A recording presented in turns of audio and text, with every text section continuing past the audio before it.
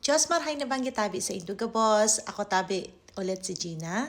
Anion sa Indong atubangan para tabi ibahagi or itao sa Indo ang oportunidad na ini na nagigibo ko tabi sa Laog San Harong na maski nagtatrabaho ako ay pwede po dahil po flexible po talaga siya. Okay, so dahil niyo po kayo puhan magpabakal kung ano mang produkto, dahil niyo kayo puhan na mag-recruit, at dahil niyo kayo puhan na mag-chase ng kung sino mang tao po, or friends man, or pamilya niyo po. Kasi po, itatao lang po nindo ang business opportunity at ipoprovide nyo lang sa INDA ang free webinar at papanoorin lang nila ang webinar. Kapag once na decidido sila, maggulang sila sa step by step po talaga. Kasi po, legitimate business po ito.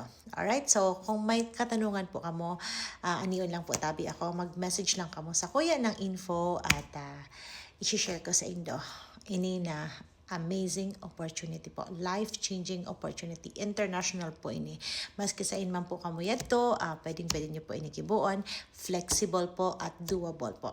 Alright? So, disclaimer lang din, like any other business, kaipuhan din digdi ning investment. Syempre, wala man pong business na walang investment, diba?